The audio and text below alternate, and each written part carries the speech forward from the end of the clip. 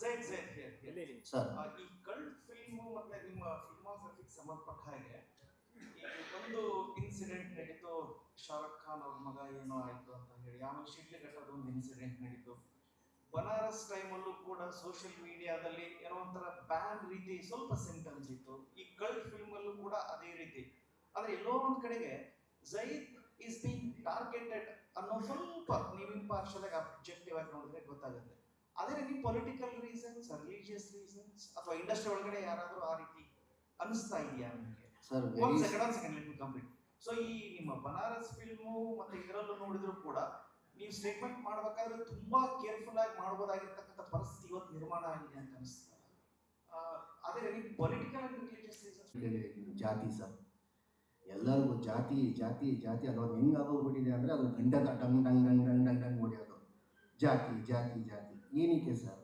ಹಲ್ವಾರು ಸತಿ ಹೇಳಿದ್ದೀನಿ ನಾನು, ಕನ್ನಡದ ಜಾತಿ ಇಲ್ಲ, ಕನ್ನಡದ ಜಾತಿ ಇಲ್ಲ ಅಂತ ಎಷ್ಟೋ ಇಂಟರ್ವ್ಯೂಸಲ್ಲಿ ಹೇಳಿದ್ದೀನಿ ನಾನು.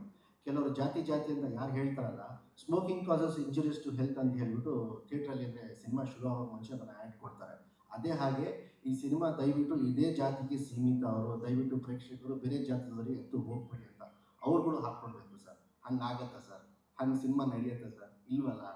ಎಲ್ಲ ಜಾತಿ ಧರ್ಮ ಅವ್ರು ಬೇಕು.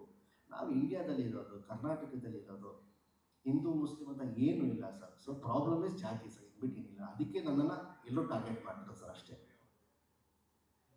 ಸರ್ ಇವಾಗ ಸಾಂಗ್ ತುಂಬ ಚೆನ್ನಾಗಿದೆ, ಬಟ್ ಜಮೀನ್ ಸಾಹೇಬರು ಯಾವಾಗ ಈ ಸಿನಿಮಾ ನೋಡ್ತಾರೆ ಅವರು ನಿಮಗೆ ಈ ಸಾಂಗು ಈ ಸಿನಿಮಾ ಬಗ್ಗೆ ಅವ್ರ ಹಿಂಟ್ಸ್ ಏನು ಕೊಟ್ಟಿದ್ದಾರೆ ಸರ್? ನಮ್ಮ ತಂದೆನಾ ಸರ್? ಈಗ ನಂದು ಮತ್ತು ನಮ್ಮ ತಂದೆ ಮಧ್ಯದಲ್ಲಿ ಜಾಸ್ತಿ ಸಿನಿಮಾ ವಿಷಯದಲ್ಲಿ ಏನೂ ಮಾತುಕತೆ ಆಗಲ್ಲ ಸರ್, ಏನೂ ಇಲ್ಲ ಸರ್. ಝೈದ್ ಅವರೇ, ಇಲ್ಲಿ ಸರ್ ಮೊದಲಿಗೆ ನಿಮಗೆ ಅಭಿನಂದನೆ, ನಿಮ್ಮ ಎಫರ್ಟಿಗೆ ತುಂಬ ಎಫರ್ಟ್ ಆಗಿದೆ ಸರ್. Thank you sir. ನನ್ನ ಪ್ರಶ್ನೆ ಏನಂದರೆ, ನೀವು ಕುರಾನ್ನ ನಂಬ್ತೀರಾ ಅಂತಂದ್ರೆ ಆಶಯಗಳನ್ನು ನಂಬ್ತೀರಾ ಸರ್? ಕುರಾನ್ ಆಶಯಗಳನ್ನು ನಂಬ್ತೀರಾ ಅಂತ? ಕುರಾನ್ನ ಆಶಯಗಳನ್ನು, ಕುರಾನ್ ಏನು ಹೇಳ್ತಾ ಇದ್ರೆ ನಂಬ್ತೀರಾ ಅಂತ? ಖಂಡಿತ ನಂಬ್ತೀನಿ ಸರ್. ಅದರಲ್ಲಿ ಈ ಥರ ವೈಲೆನ್ಸ್ಗೆಲ್ಲ ಸಪೋರ್ಟ್ ಮಾಡಲ್ಲ, ಅದನ್ನು ಹರಾಮ್ ಅಂತಾರೆ, ನಿಮ್ಗೆ ಗೊತ್ತಿದೆ.